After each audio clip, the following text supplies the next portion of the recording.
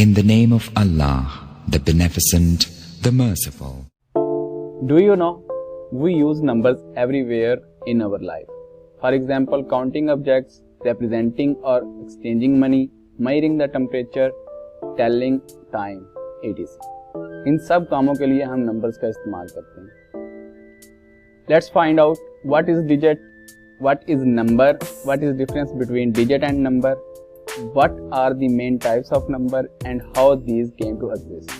To know the answer for all these questions, watch this video till end. Let's go. Assalamu alaikum. I am Professor Haseeb and welcome to my channel MH Mathematics. Please like, share and subscribe my channel and also press the bell icon. पुराने वक्तों में numbers का कोई concept नहीं था, ना ही उनकी कोई physical form थी. तो वहाँ पे हर्ड्समैन जो था, जो चरवाहा था, वो अपनी भेड़ों को किस तरह काउंट करता था, या उसके पास गायें थी तो वो किस तरह काउंट करता था. वो ये करता था कि उसके पास जितनी भेड़ें होती थी वो अपने पास उतनी ही पत्थर रख लेता था. अगर उनमें से कोई भेड़ कम हो जाती है तो वो वहाँ से एक पत्थर भी कम कर देता था. इस तरह वो अपनी काउंटिंग पूरी कर लेता था. उसके बाद 500 BC के आसपास जो इजिप्शियंस थे, उन्होंने नंबर 10 पे बेस्ड जो है नंबर सिस्टम जो है ना उसको ईजाद किया, जिसमें उन्होंने डिफरेंट सिंबल्स जो है उनको रिप्रेजेंट करने के लिए डिफरेंट साइंस रखे थे. जैसा कि जो 10 को रिप्रेजेंट करने के लिए ये साइन था, 100 को रिप्रेजेंट करने के लिए यही साइन यूज़ किया जाता था. वो करते ये थे कि जितनी दफ़ा उन्होंने यूज़ करना था उतनी दफ़ा उस साइन को रिपीट कर देते थे. For example, the number 14 and 2, 3, 6 were symbolised as.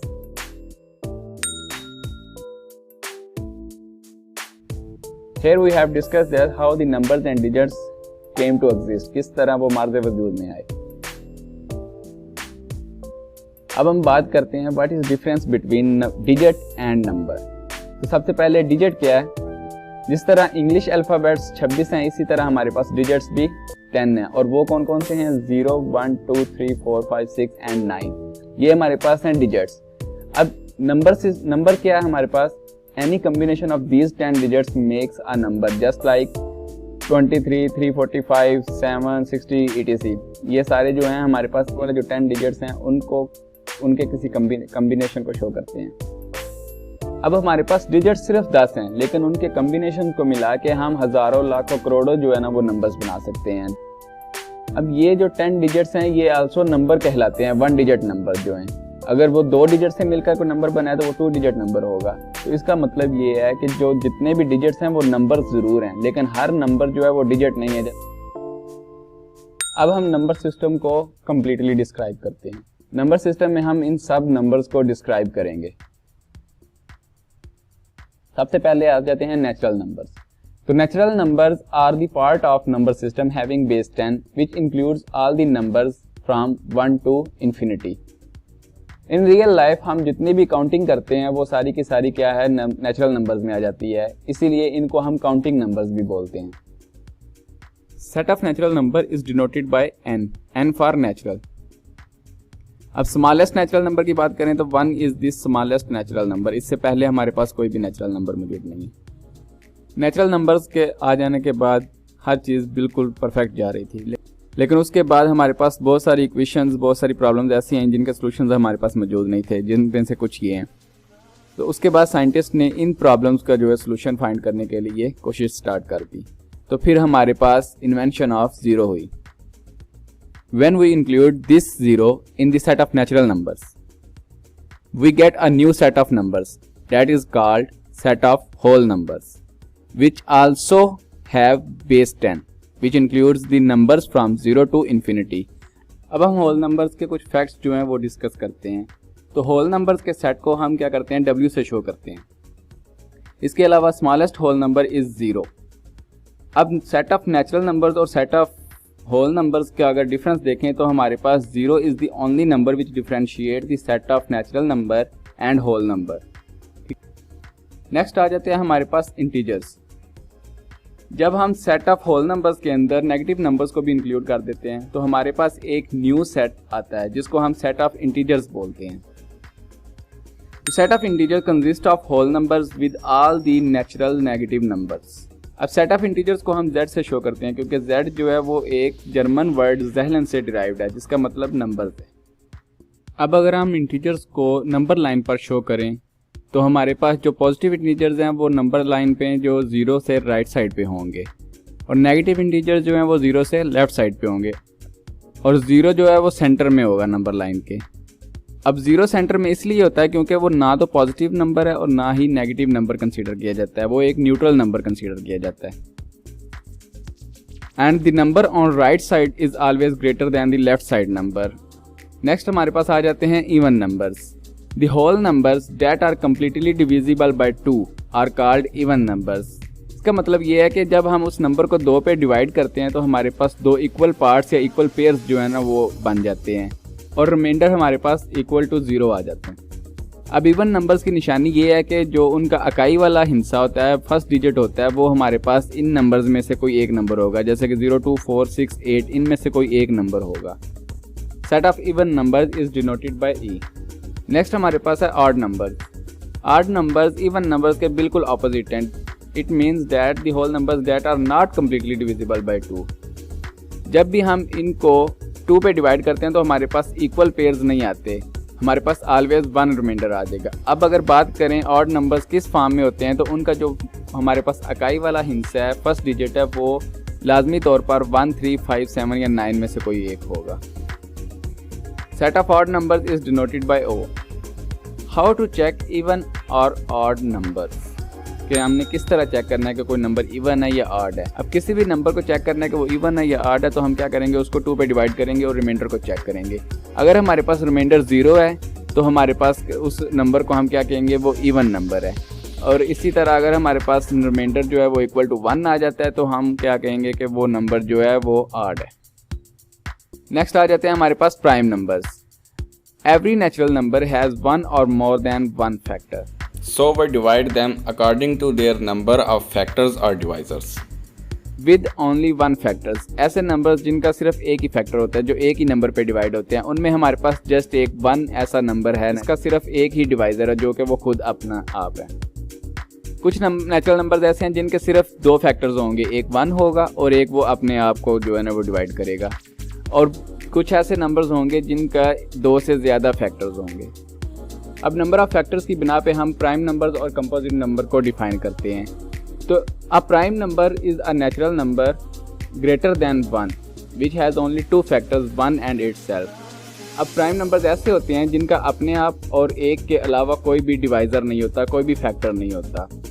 On the other hand a number has more than 2 factors then it is called composite number. मतलब ये कि अगर हमारे पास किसी नंबर का अपने आप और एक के अलावा भी कोई फैक्टर मौजूद है, जैसा कि इस 4 का 1 और 4 के अलावा भी 2 फैक्टर मौजूद है। अब आप ये सोच रहे होंगे कि 1 एक प्राइम नंबर है या कि एक कंपोजिट नंबर है। तो 1 ना ही प्राइम नंबर है और ना ही कंपोजिट नंबर है, क्योंकि इसके लेस देन 2 फैक्टर्स हैं, ओनली 1 फैक्टर है जो कि ये खुद।